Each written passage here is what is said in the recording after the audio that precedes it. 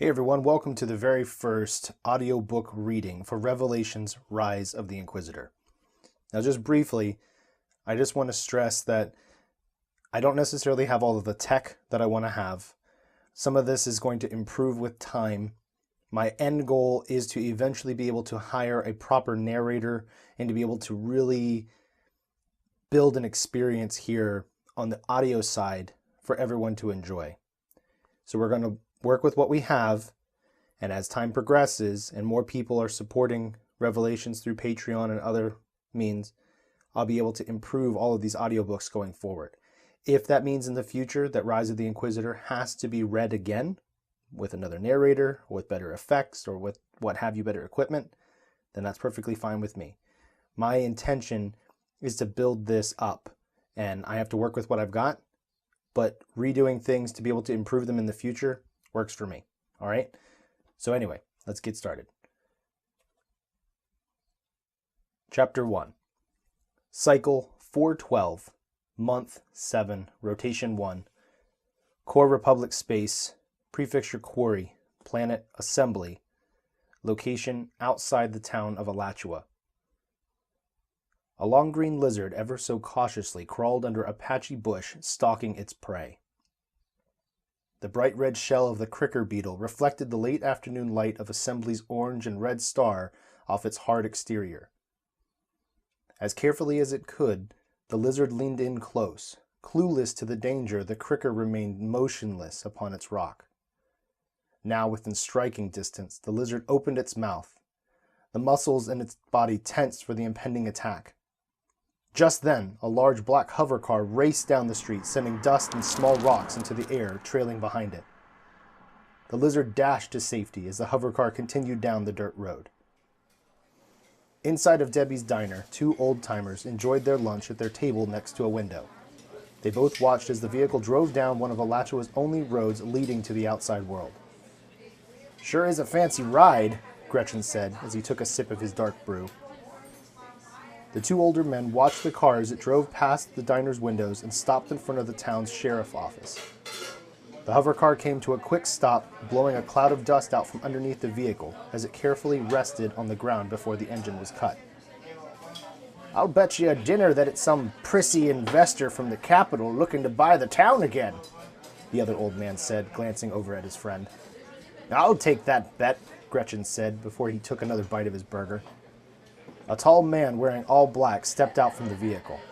He moved his belt cape to the side so that it covered the pistol on his right hip. Even from under his black body armor and leather outfit, the newcomer clearly was in peak physical condition. He closed his door so hard that the two onlookers could hear the muffled whoomph inside the diner, despite the dull roar of the other patrons. Chuckling at his victory, Gretchen smirked. "Looks to me like it's another one of those government inquisitors." Tossing his fork in frustration, the other man shouted, "Damn it all!" Inquisitor Damian Varius took a moment to look around at the town, examining and taking in everything with his trained eyes. Various shops and establishments lined the main road, some made of old wood, others of durable stonecrete. Several signs with neon lights sat patiently awaiting nightfall. A handful of people about the town stared intently at the Inquisitor. Apparently, they don't get too many visitors in this small dust bowl of a town. As he continued to survey the town, Varius saw the two old-timers watching him from across the road. The pair looked down at their plates to avoid eye contact. Varius clenched his jaw and turned to the sheriff's office. The small gray rocks that made up the driveway grated together under each step of the Inquisitor's boots. After stepping up onto the wooden porch, a loud voice broke through the noise of the townspeople going about their day. Varius stopped before opening the front door and looked over to see a tall, slender man shouting on a sidewalk across the street. "Judgment is coming to Alachua! Judgment is near!" He spoke vividly with his arms like a man full of passion. "Repent now before it is too late!" Several people were beginning to form around the tall man, but Varius became distracted by the sound of a conversation coming from inside the sheriff's office. "I am sick and tired of all these confound missing animal posters. This town knows well enough where they are. From now on, I want you to take any of them you see down." "Yes, Sheriff," replied another voice. Varius didn't bother knocking. He opened the door to see a very gruff-looking man behind a small desk. papers and all sorts of other garbage covered its surface. The other man, undoubtedly one of the town's deputies, jumped from the door opening. "And who the void are you?" the sheriff asked with a very annoyed look on his face. He leaned forward on his desk and pointed at his unwelcomed guest. "Don't you know it isn't polite to just barge into someone's place?" Without saying a word, Varius closed the door behind him and turned back to the two men. His leather belt cape squeaked as he twisted. He stood up to his full height and dusted off his left armored shoulder. "I am Inquisitor Damian Varius." He pulled out a device from his pocket, and a hologram projection displayed his rank, name, and badge. The deputy looked to the sheriff with a stunned look on his face. Looking equally shocked, the sheriff rapidly tried to smooth things over. "Oh, well, welcome to Alachua, Inquisitor." The sheriff attempted to stand and shake Varius' hand, but he hit his knee. Several pieces of trash fell off the desk and onto the ground from the impact. "Ow, this rotten desk," he mumbled as he rubbed his knee to be rid of the pain. His old chair wobbled slightly from the cycles of torment under the heavy-set man as he leaned back. "I'm Sheriff Tome, and this is my deputy, Johnson Trice." Deputy Trice raised his hand to a half wave. "Sheriff, I'm here to investigate the disappearance of Inquisitor Copen." The sheriff and deputy shared a quick glance at one another. "There was another Inquisitor here about, 7 rotations ago, but..." Tome trailed off in thought. "He left after being here for a day, sir," Trice said, resting his hands on his hips. Varius looked intently at the sheriff and then at the deputy. "Oh, I see. We lost communication with him about 5 rotations ago." "Well, the deputy said, trying to search for the right response. "That's correct, Inquisitor Varius. He was here for 2 rotations and then left," Sheriff Tome stated, jumping back into the conversation. "He was looking for some girl from Javen or something, a small town up on I-67. As we understood it, he didn't find a good lead here in Alachua." "That girl is the governor's niece," Varius said as he observed the sheriff. "Well, I do believe he did mention that," Tome replied, shifting uneasily in his seat. He pulled a handkerchief from his back pocket and wiped away the sweat building on his forehead. The Inquisitor gently rolled his head, his eyes expertly trained to scan the room without onlookers really noticing. Resembling the town outside, the inside of the sheriff's office looked ancient with the old wood interior. It was almost pathetic how these townspeople had to live compared to the living conditions of the capital or other wealthy worlds in the core republic. "I need to know what his leads were in your town, Sheriff. An Inquisitor going missing is not something we take lightly at the Bureau." "Well, no doubt. Well," Sheriff Tome said as he looked to his lone deputy, "I believe he only had one lead here in town, but I don't believe he ever mentioned it to us." "Did he, Trice?" No, sir, I don't think he did." Varius looked to the side and thought, "I see. Well, A knock at the door interrupted the Inquisitor. The door opened to reveal a short little man in a clean white suit. He smiled happily as he extended his hand, his dimpled cheeks accentuated by his neatly trimmed light gray mustache. "Well, howdy, I'm Mayor White." An awkward moment passed as the mayor's hand hung outstretched with Varius never extending his own. "I am Inquisitor Varius, here on a special investigation into the whereabouts of Inquisitor Copen. He came to your town about 7 rotations ago." The mayor quickly lowered his arm and laughed off the personal offense. "Well, yes, I do remember him. Wore all black, same as you. Kind fellow. I'm sorry to hear about his disappearance." "I never said he went missing," Varius said, his left eyebrow raised slightly. "Well," White looked to the sheriff and then back to Varius, "I only assumed that he was missing, or else you wouldn't have come to visit our humble little town so far from the capital." "I see," replied the Inquisitor as he straightened back up. "Do you happen to know if he had any leads here in town?" "Well, no, I'm sorry, I don't. I only spoke with him twice, but he didn't seem like he wanted to divulge much," the mayor said, putting his hands into his vest pockets. "I did know that he was here looking for a Lily Aurelius. Sadly, a lot of people have gone missing in the nearby towns. It's a dreadful thing." "It's those damn thugs out in the valley," Sheriff shouted. "I called the capital about 2 months ago asking for assistance. Me and one deputy here can't take on a whole group of vagrants."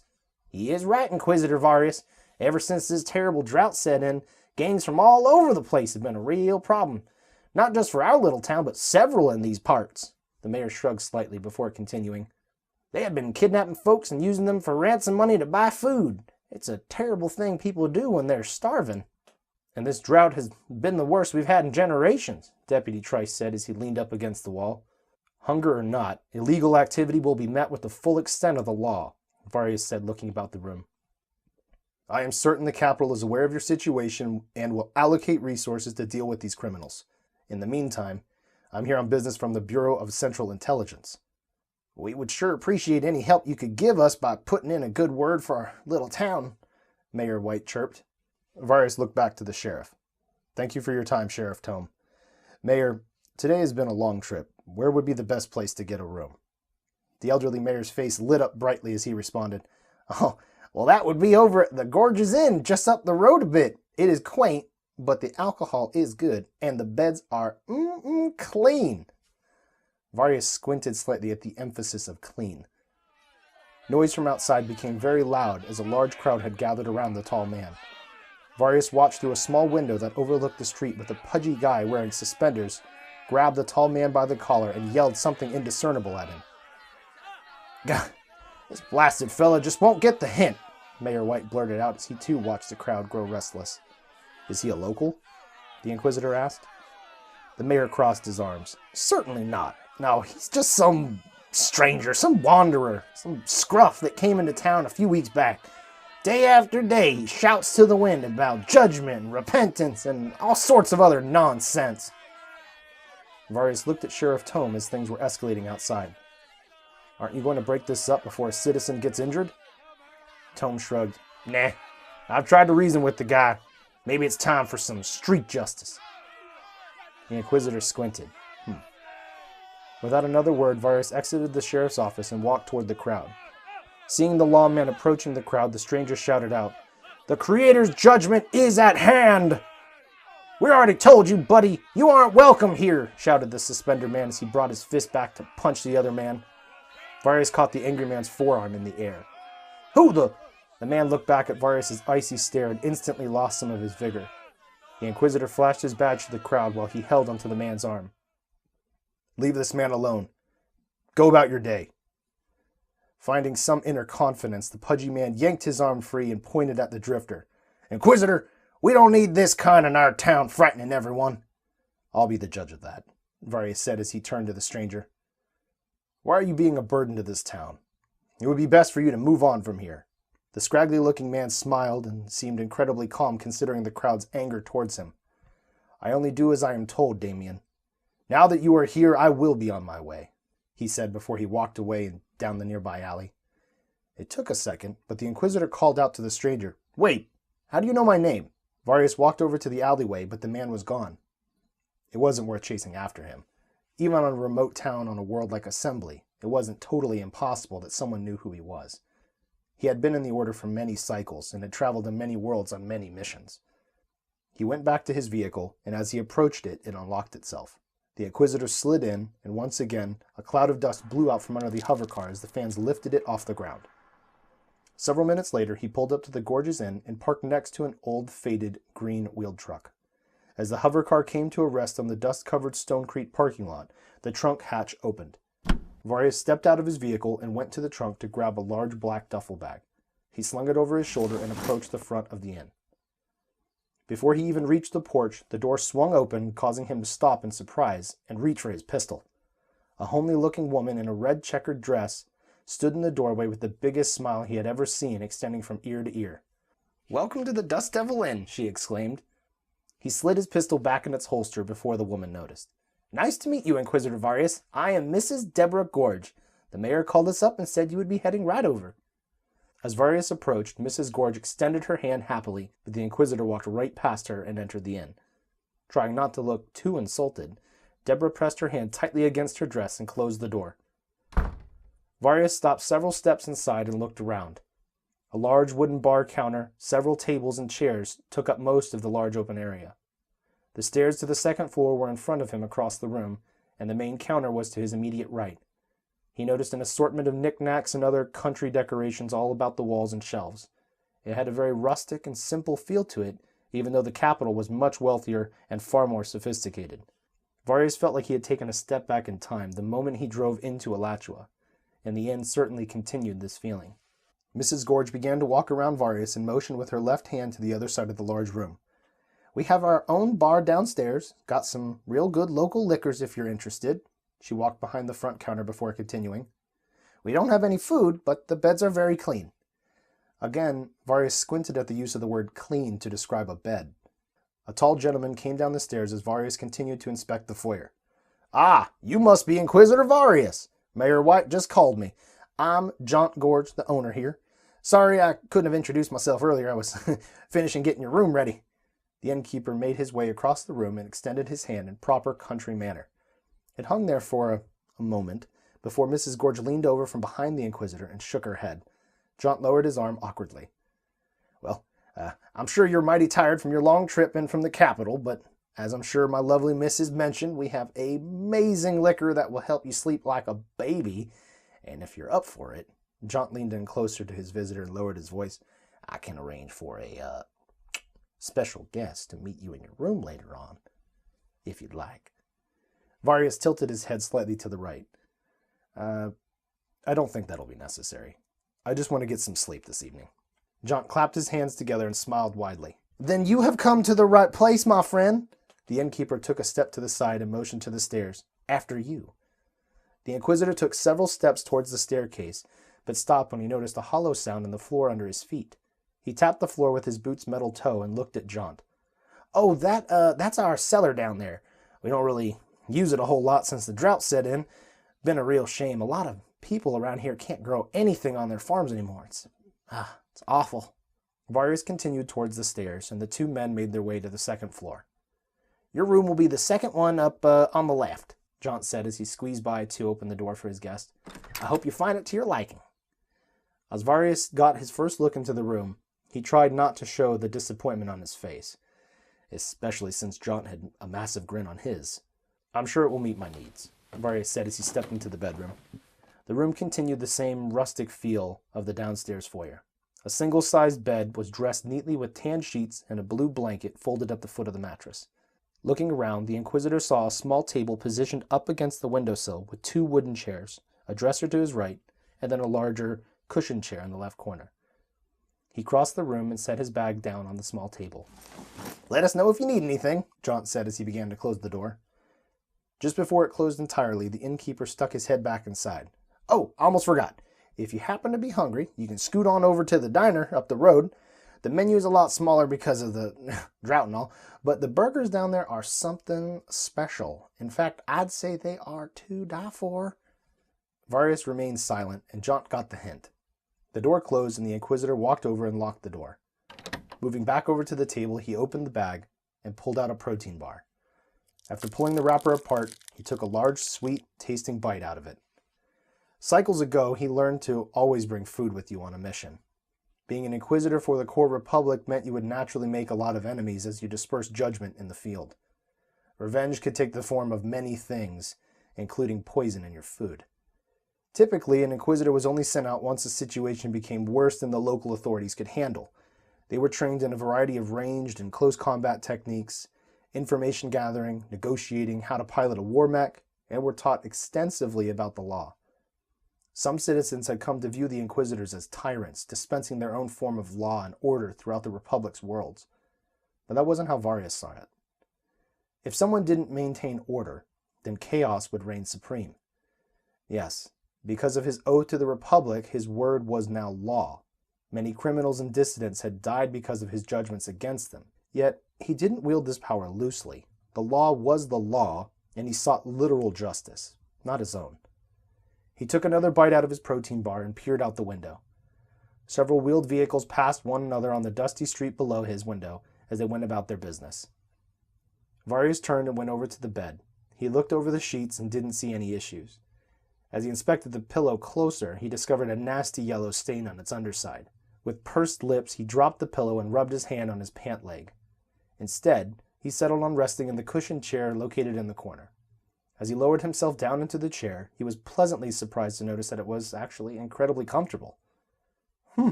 He said aloud to no one. Leaning back in the chair, he rested his head on the cushioned neck support. Within moments, and despite the strange aroma emanating from the chair, he drifted off to sleep. Chapter 2. Cycle 412, Month 7, Rotation 1. Core Republic Space. Prefecture Quarry, Planet Assembly. Location, at the inn. "Daddy!" a tiny voice called out from the darkness. Varius opened his eyes to find himself in a bed of a much larger bedroom. The walls were a clean white, and the whole room felt like something strangely familiar. Suddenly, the door burst open and a small pig-tailed girl ran into the room. She hopped up on the bed and did her best to crawl over to Varius. The small girl propped herself up on her knees and smiled. "Daddy, Daddy, look at what I made for you!" Varius reached out and took the handmade multicolored bracelet. A small purple heart-shaped charm hung off it in the center. "Well, thank you, honey. You did such a good job," Varius said, admiring his gift. The smile on his daughter's face seemed to literally light the room up even more. "I know you have to leave for work again, and I wanted you to remember me." Taken aback by the heartfelt comment, Varius said, "Baby, I could never forget you. I love you too much." Just then, a dark-shaped figure stood in the doorway. Varius saw the threat, but couldn't move his body. The man's face was shrouded, unable to be seen. "Kayla, run!"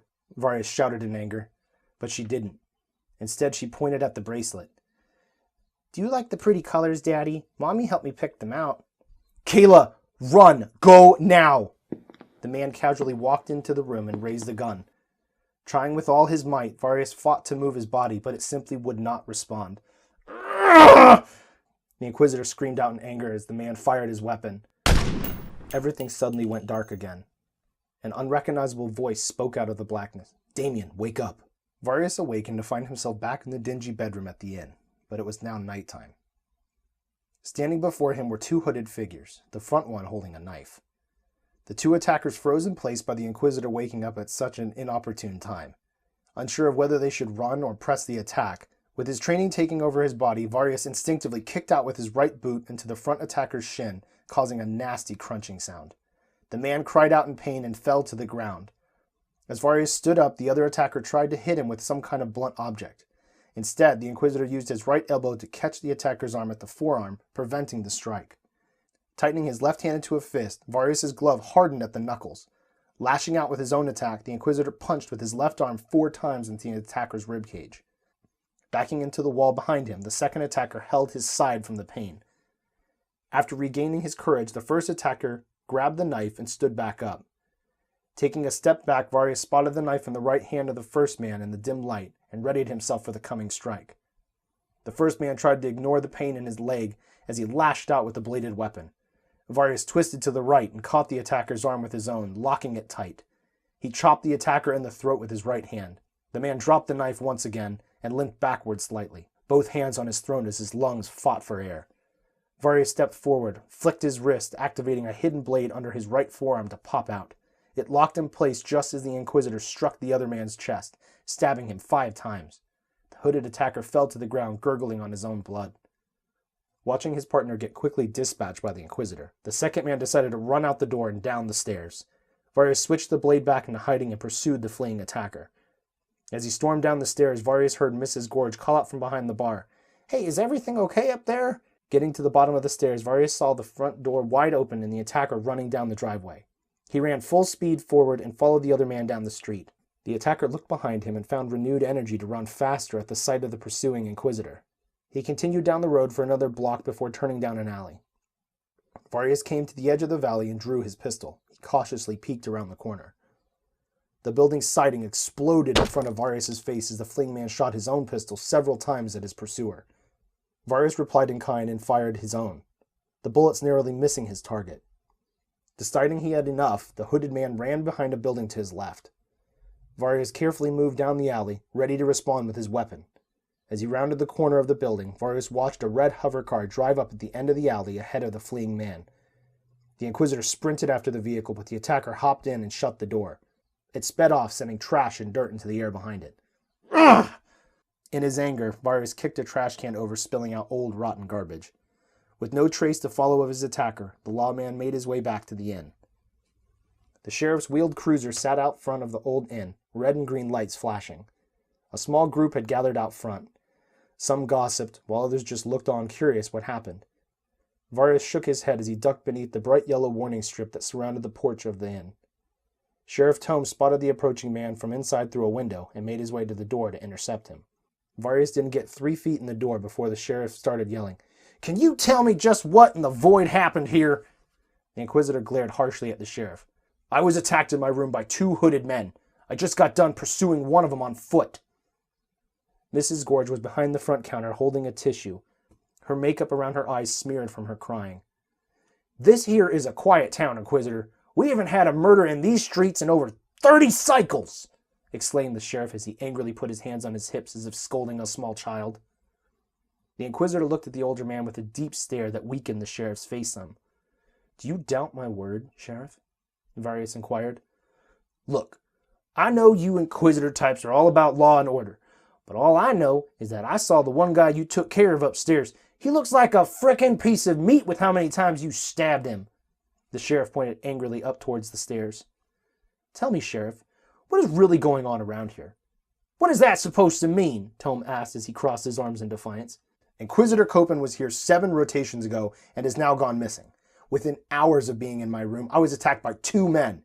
As I pursued the second, a getaway hover car drove up and helped him flee the scene." Varius looked deeply into the other man's eyes and got uncomfortably close to his face. "That means at least 3 individuals were involved. You tell me this is a quiet, peaceful town, but it sure seems like there was a criminal group operating right under your nose." Tome looked away and ground his teeth. "You big government guys sure think you know what it's like out here in the wasteland, don't you?" Varius' left eyebrow raised. "I don't have time for your socio-economic problems, Sheriff. Have you ID'd the suspect upstairs?" "He's going down to the town morgue right now, and we'll figure things out. Call me when you hear something then." Varius reached into his pocket, pulled out his card, and flicked it at the sheriff as he walked away. The card floated to the ground while Tome's face turned deep red.